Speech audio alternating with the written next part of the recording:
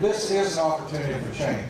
All the things that we're doing at Central Texas College, not only here, but around the world, are opportunities for us to change and make a change for the better. As I told you last year and the year before, my goal is to make this a destination campus for all the people in this community especially. All of these high schools belong to us. Coppers Cove, Killeen, Early College High School, they're our high school. Those kids are ours. So if we're letting those kids slip off and go somewhere else to go to school, shame on us. That's our problem. That's all of our problem. We all need to chip in and make that an effort to get them to come to school over here.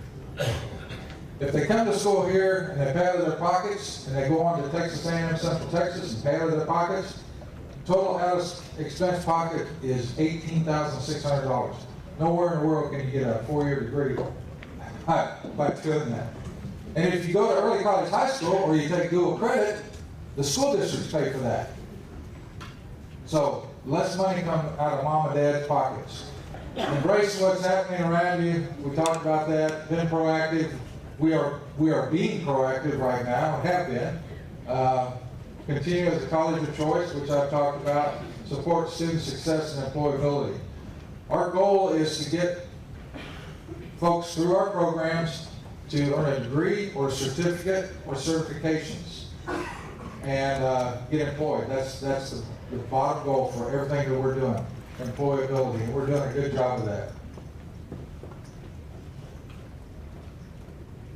State of the college. Well, after 3 years of struggling, all of you struggled. You helped build this college. You helped pull us through. You pulled up your bootstraps. You made sacrifices, and we had a balanced budget this year for the first time in 3 years. We are able to balance that budget. Thank you for all of yours. We had the step increase for eligible employees. We did that. That again is your doing. And the thing about this is don't fall back to old ways. We've got to continue to watch expenses. We've got to continue to do due diligence on all of the things that we look at, the things that we do, make them more efficient, and next year we can enjoy the same success that we enjoyed this year. So just keep that in mind as you're going through the year. You know, things, we become complacent, I think, sometimes in what we're trying to do. So don't let that happen. Becoming full partners in education, well, we've done that with KISD and Coppers Cove ISD and some other ISDs around us. We're constantly bombarded by some of the four-year universities who want to come out to our service area and offer things for free. Well, nothing's for free. It's only free for a minute. But we just got to keep working at that and provide the best education we can. And my goal, again, is to provide that best education. We want to be the best community college in Texas. Right? Yes. All right. Maybe the whole United States, that would be good too. Let's try there. All right. Create effective partnerships with policymakers. Well, one of the things that we're doing is we're engaging those policymakers in Austin. We went and testified before the state senate on 2 issues. One was the meningitis issue, which I said, you know, if you're in the military, you have to have a meningitis shot. It's regulation, and there's no excuse for soldiers not being allowed to take classes with us. Show the ID card, that's all they should be able to do. But until we get that changed by policy, that can't happen. So they still have to get that slip. We're the best marketing tool for these other colleges who are in here teaching our soldiers, because we are required by the state to do that. So we're trying to get that changed, and that's up till you're 22 years old. Well, that's the preponderance of our students, 18 to 22. So we've got to get that changed, and we're doing that. Rudy Sandoval is our legislative guy. He's working with us in the legislature to get that changed. The other issue that we had was 100% disability for veterans, disability claiming 100%.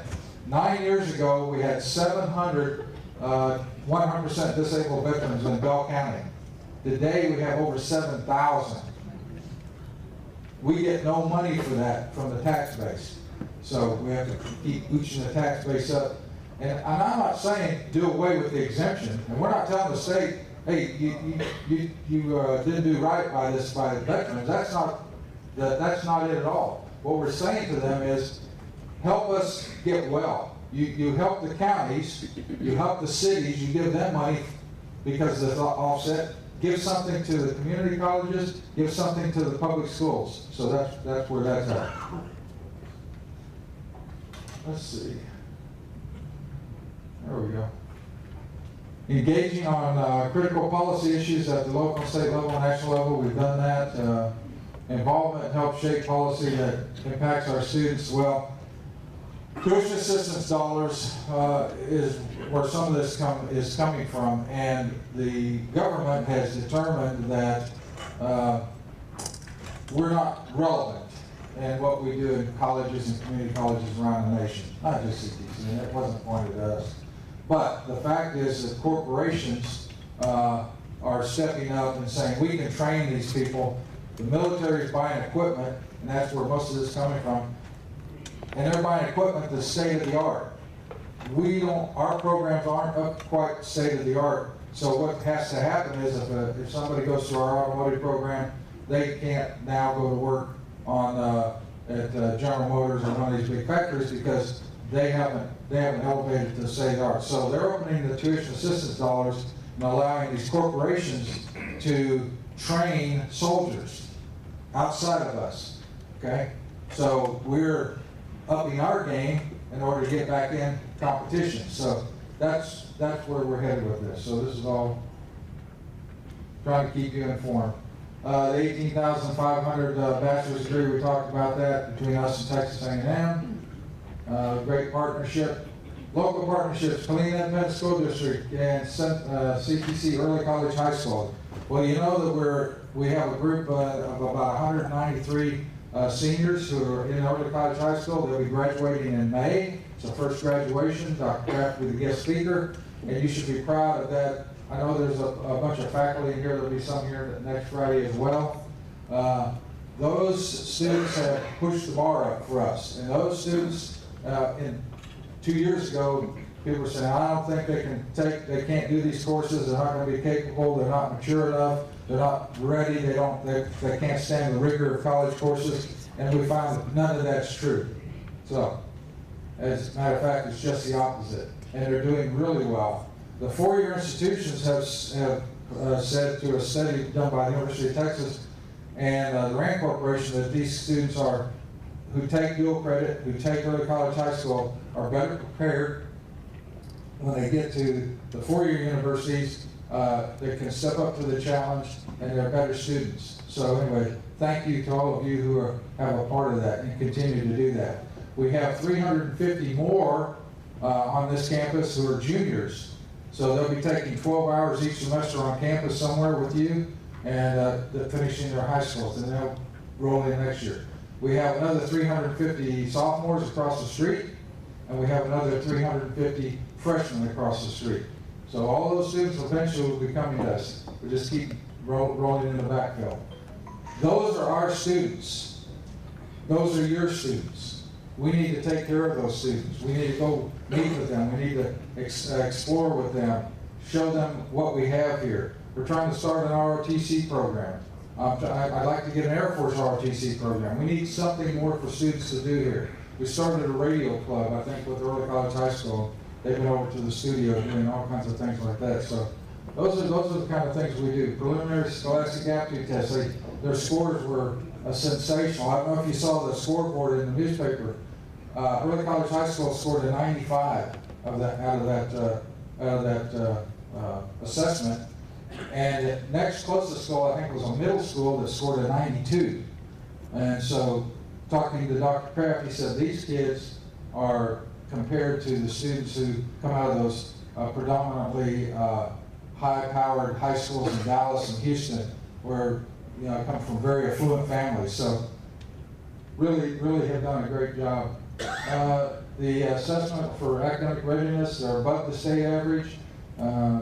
Anyway, continues to increase. Dual credit students complete courses. I've said all of those things.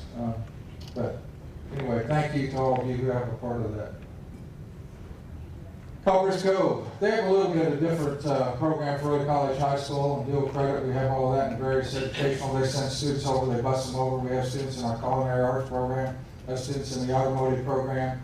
They're bringing students over to do like an early college high school, but they're actually doing their high school work on their campus in Coppers Cove, and they're coming over here to do their college work. So that's a little bit different than what Killeen is doing. Killeen has more money than Coppers Cove, so that's part of the issue. But we figured out a way to work that out with the deputies and with your help and the dean's help. We figured out ways to circumvent that issue and make those things available to those young people.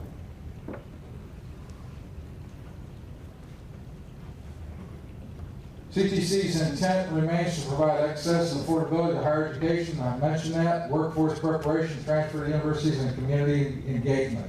Those are the kind of things that we want to do and that we are doing, that you're doing. And it's not me and it's not those 3 deputies, it's all of you. Every time you're in a community, you represent this college.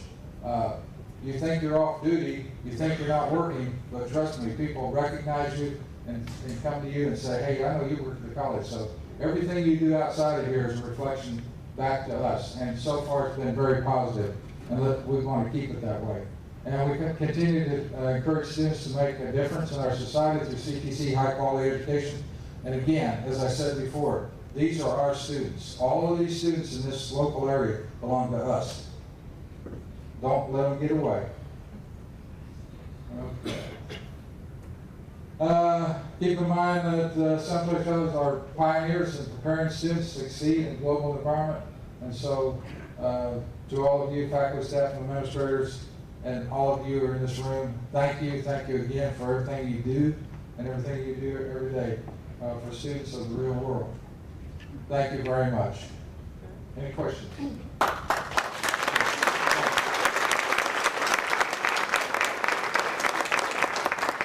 Okay, at this time it gives me a pleasure to introduce a well-known celebrity, I will say that, a celebrity in our area, Charlie Ayers. How do you like that, Charlie? Huh? Celebrity. Hey, you're getting ready for this. Anyway, Charlie served more than 7 years with the Temple Economic Corporation, and he served about 8 years with the Round Rock, Texas Economic Corporation. Charlie serves as a director of the industry and education in the workforce solutions, so the 6-county area. Serves on several boards, including the Central Texas P20 Council, which some of you are familiar with that and are on that council. Charlie was born and raised in Austin, graduated from McCallum High School. He received his MBA from Tulane University and completed some basic economic development certifications at the University of Southern Mississippi. And he has a lot of other accolades, and he's been to a lot of other trainings and holds certifications in leadership and community relations. So at this time, before I introduce, I was told to say this. So, Charlie, can't see this. Charlie aspires to be the kind of man his dog thinks he is. And that's Charlie Ayers. So, Charlie, everybody, Charlie Ayers.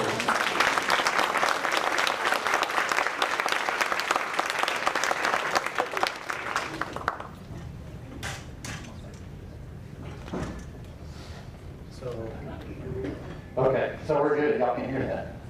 Yeah, so it was funny when he said that there was a celebrity. I started looking around the room to try to see who that was, and then Dr. Reese poked me and said, he's talking about you.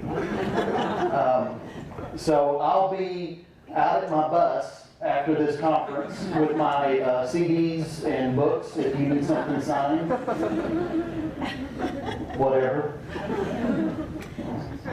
If I can get this thing in my pocket. Okay.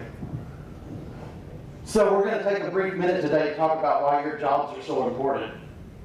Dr. Reese and I have known each other several years now, worked together in our regional efforts, and she asked me to share a little bit about this with you. And so what I'm going to talk briefly about today is what happened to my dad's job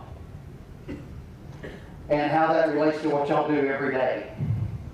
So for 30 years, my father worked for the University of Texas printing division, and he ran a 40-inch Heidelberg letterpress.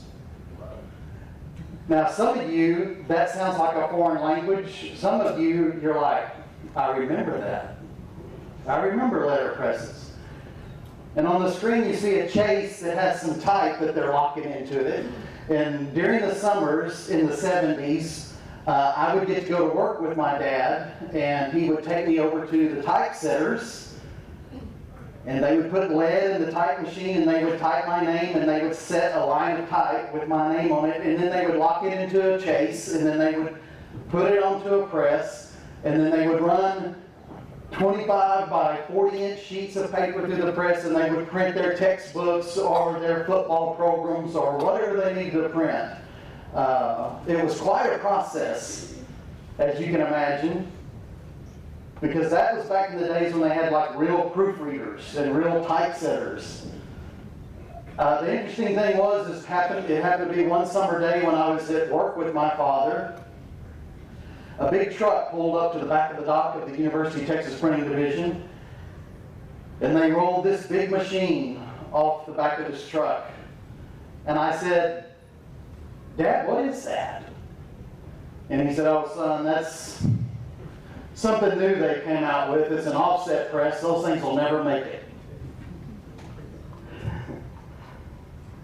So most of you may know now that not only are letterpresses a museum piece, but so are offset presses, because now everything's digital printing. And in just a matter of a few years, the art that my dad had learned years and years and years had kind of just gone away, and eventually it was moved to the back dock of the printing division, and it wasn't even utilized anymore. This happens now more than ever. We've got several challenges with our workforce and with our occupations, and I'm going to talk quickly about those challenges and the impact that it has on our economy, on our institutions, our service areas. And one of the biggest challenges you can see on the screen right here, the trends in aging. We're all getting older. Some of us have already got there. And we're waiting for the rest of y'all. But you can see this is from a study that the United Nations did, and if you look at 2010, what this is showing you is the percentage of people 65 or older in the region of the world that they're from. So you can see like more developed regions is where the United States falls in, but by 2040, 25% of our population will be 65 or older. So that's kind of eye-opening. And there's many of us that have realized that, you know what, we're going to be staying in the workforce a little longer than what we thought we would. And some of us are like, no, we're not. Okay, well, come see me at Walmart. I'll be at the front door with the yellow vest on. Welcome to Walmart. Because I'll be sitting in a chair because I can't walk anymore. But anyway, so we're getting older, and that's one of the challenges that we see. And there's a trend that's going on in community college that it hit the community colleges long before it hit the rest of the world. And all of a sudden, the age of students is getting older, because now we're figuring out that we've got to go back to school to relearn a skill or relearn what we thought we knew to begin with. Not long ago when I was in Round Rock, you heard in the introduction that I did economic development in Round Rock. We had an existing industry program, and one of the things that we did is we did an industry assessment. And so I was fortunate enough one day to sit down and go through the industry assessment with Michael Dell. And you wouldn't believe how long it took to get that done. It took me like 3 years to get that appointment. And then you're frisked, and they have dogs sniff you and all that stuff. But that being said, I asked Michael Dell, what did he believe was the most critical threat to the growth of communities and to economic development in general? And he said, Charlie, when you and I were younger, our parents used to tell us, eat your vegetables. There are children in Africa that are starving. And he said, you know what I tell my girls today? Girls, do your math homework. There are children in China that want your job.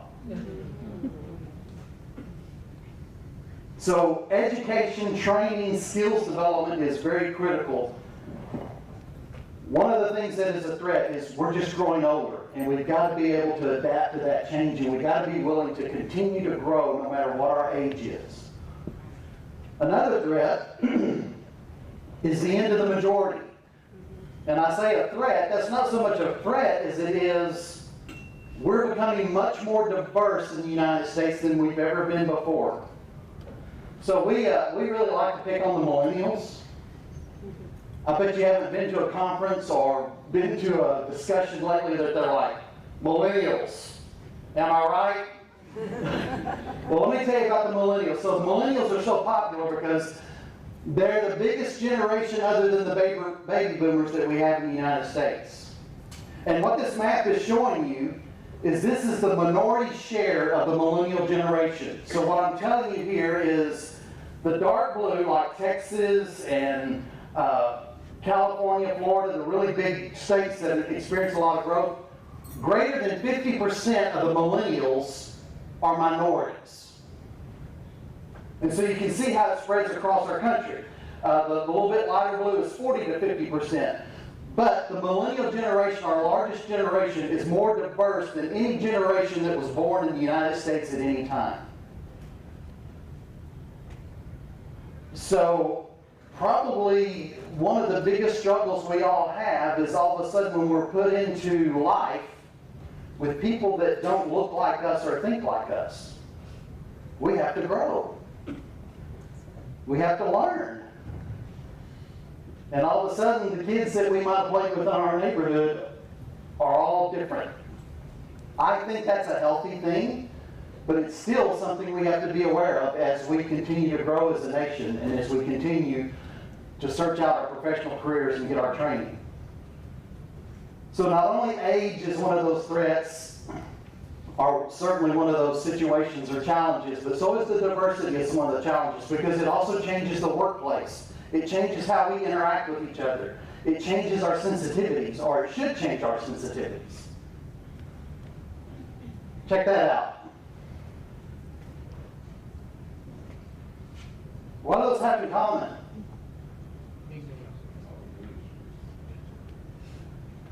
All these companies were started by an immigrant. Every company on that screen was started by an immigrant to the United States. You're like, okay, watch it, Charlie. Now you quit preaching and go to meddling.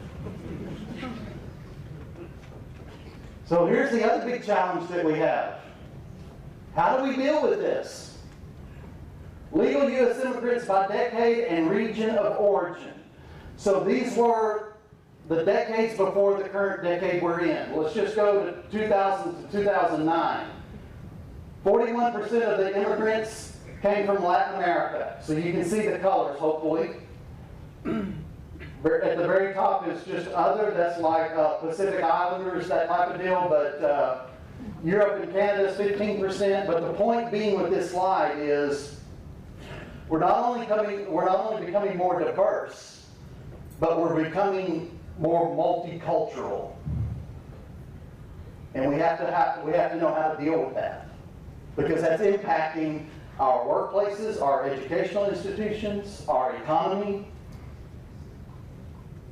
And there's a reason, I think everyone in this room understands, there's a reason why people want to come to America. We still like to believe we got our act together over here. And people enjoy the free market that we have and the opportunities that are available here in our nation. So another little challenge is how do we deal with all the different cultures that make us a melting pot? You may already know this, but if you don't, when I moved here like 8 years ago, it kind of made me scratch my head. The largest Hindu temple outside of Dallas, Texas is in Temple, Texas. Years ago, when Scott and White began to recruit doctors and surgeons and physicians, There was such a large Indian influence in that industry that when those people came to Central Texas and settled, they needed a place to worship. So they built one. We're becoming very, very multicultural, very diverse. Another challenge as we go forward. How do we learn to exchange ideas? How do we learn to fellowship? How do we learn to interact with each other? Here you go. Here's the global workforce. This is a study done by a research group in Boston. This is probably the biggest crisis and the biggest challenge, and it's why we need to figure out some way to address our immigrant situation. Because at the end of the day, the country with the most talent wins. The war really won't be about missiles. It's really going to be about skills. So if you look at this, you can see this is projected 2020 labor shortage or surplus. And if you take a look at Brazil, by 2020 they're going to be at negative 7% in people to do the work that needs to be done. That gets to be scary when all of a sudden there's not enough people to do the jobs. And you can see with the United States, we're at 10% in 2020. 10% in the positive. We have a surplus of 10%. But when they start doing the projections and they start doing the labor market data out to 2030, Brazil is negative 33%. You can even look at all of Europe. Russia's in really bad shape, but Germany's not doing so well either. And so all of a sudden it makes things a little more interesting about what do we do with our education and our skills and how we accept people into this country that have a skill set and they certainly have something to offer our economy. These will be the winners and losers. And you can see even in 2030, the United States, we dropped some, but we're still in the positive. Still in the positive. So there's a lot of challenges facing us as we go forward, and really it's all about workforce. It is the most critical problem in economic development today. But here's what makes it difficult for educators. How do you teach and train and educate people for jobs that you don't even know exist yet? Or how do you teach and train people when things change in 3 years? And what we learned 5 years ago is now obsolete. One of my friends posted a text message the other day between a customer and a vendor, and the vendor had sent him a message and said, "I will just fax over the proposal to you." And the customer said, "I can't receive faxes where I live." And the vendor texted back and said, "Where do you live?" And the customer said, "In 2018. Email that puppy to me. Don't fax that. I don't even own a fax machine. It's like, hey, come on over, let's listen to our 8-track tapes. So here's what this chart is telling us about keeping education relevant. The bottom line that has the years on it is just the year that this particular technology became commercially available to consumers. The little number in parentheses next to the technology is the number of years it took until that technology was used by 1/4 of the American population. So, 1873, electricity became commercially available. But it took 46 years for 1/4 of the American homes to have electricity. Look at the speed of technology. The web. 1991, everybody remember when Al Gore invented the internet? Okay. The web in 1991, it became commercially available. It took 7 years for 1/4 of the American homes to have the internet used commercially. We're not only getting smarter, we're just getting smarter faster. and it's really hard to keep up with. I get a little tickled, and I think this is a really good area where our community colleges step up big. But from time to time, when we hire people in our organization, you'll get a resume, and it'll say, bachelor's degree from University of Texas, 1979. And I look at that and I think, you know what? That has probably changed a great deal since 1979, but they don't have any updated certification or training or classes, and we are in an age where what we did 3 years ago may not be relevant today. It's changing that quick. That's your challenge. As staff, instructors, professors, teachers, guides, how do you take all these baby eagles and help them to learn to fly? Because it's difficult. It's changing faster than you even get the curriculum.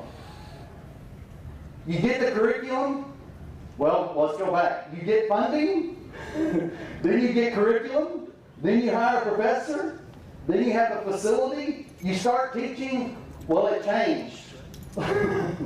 We're constantly playing catch up. And it's in every industry. It's not significant to any particular industry. So here you go. This is the United States. This is the world. This is the Central Texas College Service Area. These are the highest paying jobs in your service area. So just take a gander at that for a minute. Is there anything that happens to jump out at you on that page that looks kind of similar to each other? Healthcare. Look at the jobs in healthcare. Now that probably is pretty easy to relate to, since I just showed you like 6 slides ago, we're all getting older. So we need more healthcare, not to just mention the general growth of our population. But you can see healthcare in our region, in Central Texas, just like many other regions, is really, really a strong driver of job growth. So here's the fastest growing jobs. Again, you see some healthcare pop up in there. And these are based on percentage. So like when you look at web developers and you see 74, that's just because we had very few 5 years ago. And so it's by percentage. But education and healthcare always pops up on these lists. Obviously, with population growth, you're going to need more public school teachers. With the growth in the age demographic, you're going to need more healthcare workers.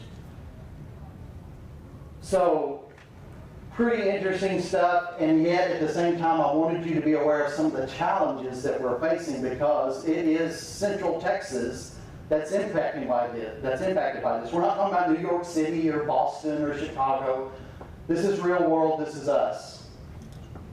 Eagles, they kind of have their act together. They understand training better than most creatures on the planet.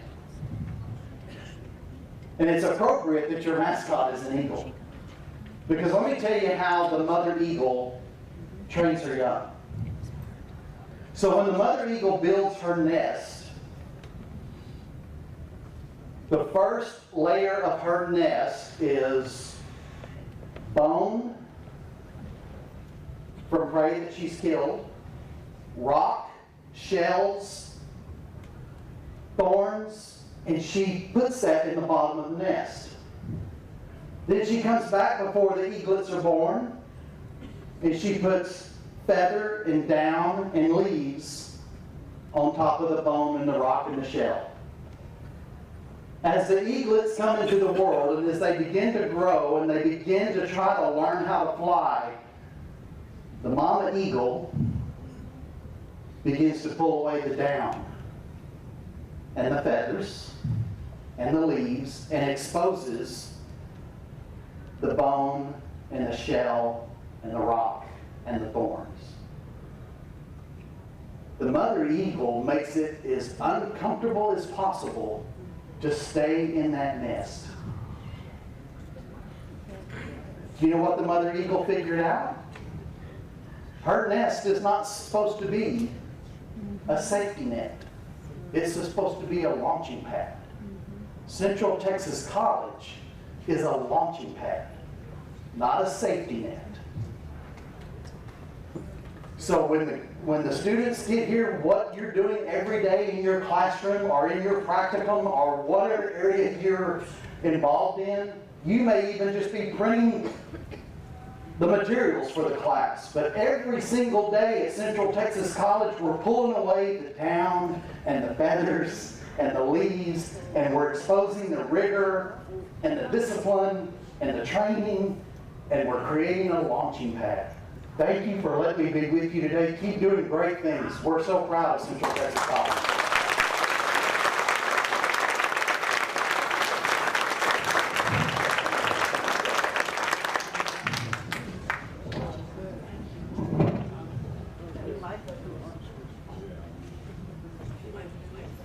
Hey Charlie, thank you very much. I think everybody enjoyed that. I knew I had a twin brother. I think he was buried at the bottom of the nest. And when I saw the skeletons, I jumped, you know. Can I say now? No. I missed something. Anyway, I've talked, you know, we need to take heed of these occupations that Charlie described us and start looking to expand our nest and expand out of what we do and get into some areas that are more meaningful here in Central Texas. But Charlie, thank you so much for your time. Thank you for what you do, and we appreciate you.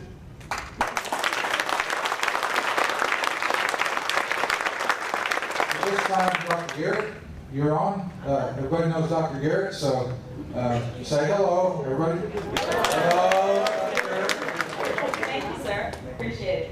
Well, good morning. Good morning. Good morning. Stephanie, don't run out the door on me.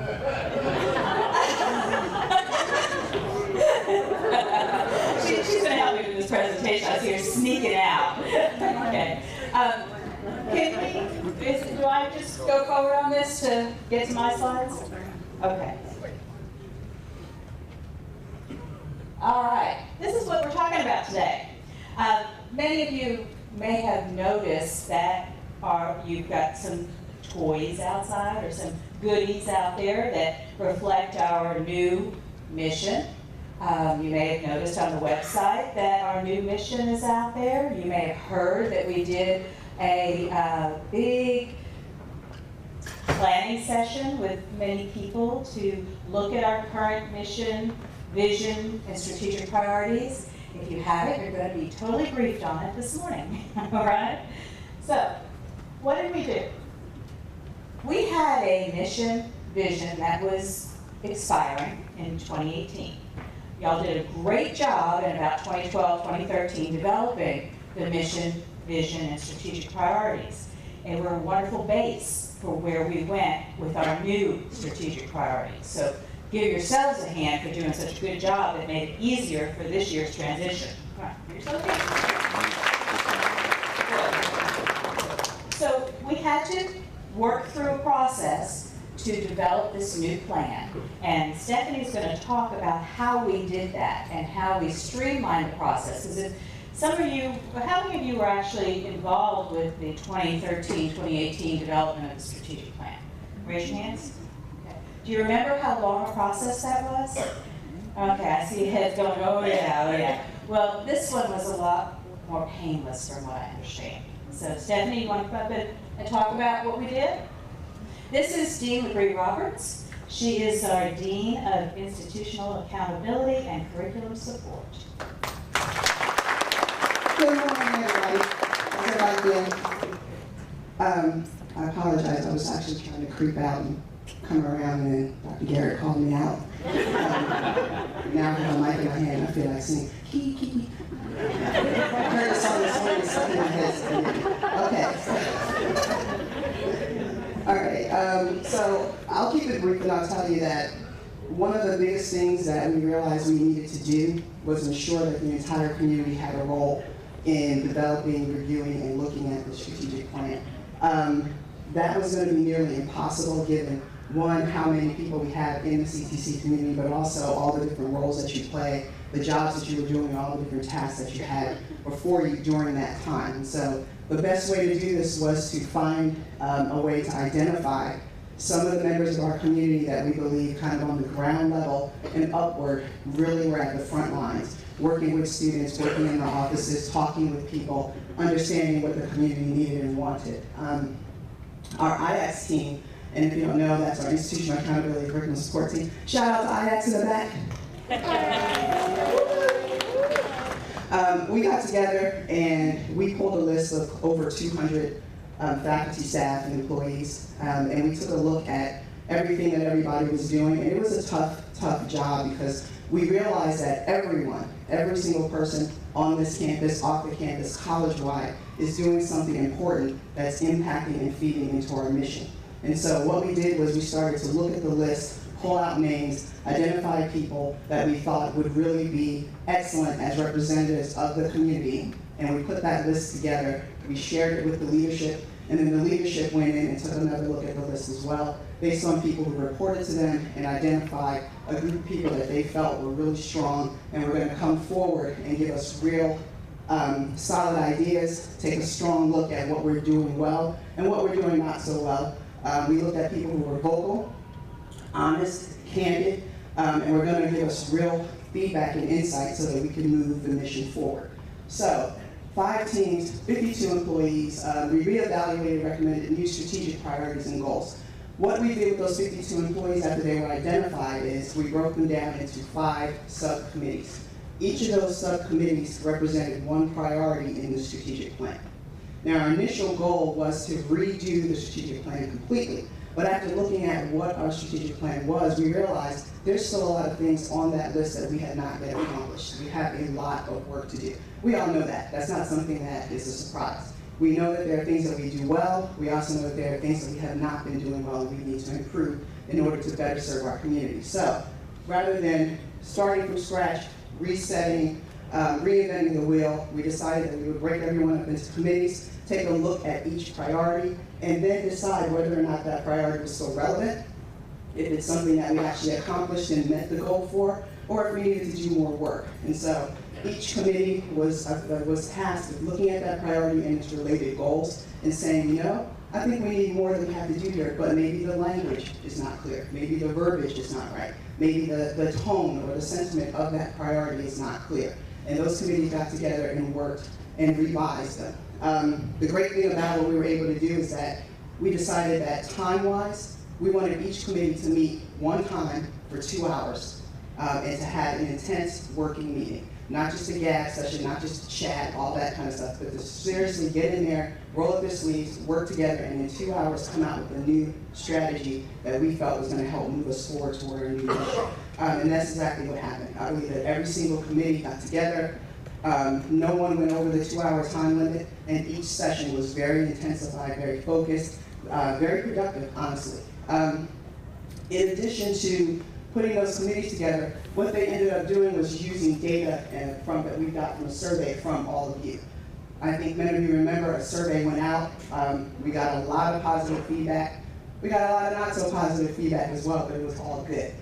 Sent it out to the community, over 400 responses from faculty, staff, and students telling us where they think we needed to improve, what we were doing well, what we weren't doing well. And it was awesome. It was awesome, and that came from all of you. So if you provided any feedback to that survey, participated in any way, shape, or form, this is all about you, and this is about what you've been able to accomplish, because we discovered that coming together and working on this plan was the best way for us to come up with a mission that was really going to honestly represent what we want CTC to be. So, that being said, using that survey data, using the feedback from the task stream responses as well, a lot of the work that you've done over the years and put into task stream to show that you were moving forward towards the mission was also reviewed. And we were able to come up with those 5 new priorities and related goals. All of that information was sent upward towards our steering committee, which was made up of our academic and operational leadership. And they looked at all of that feedback, all of that information, all of those comments, good and not so good. And what they were able to do was come up with a strong mission and vision that's going to move us forward. And so I will turn it over to Dr. Garrett so that she can actually show you the breakdown, how the priorities came together and what the new mission is.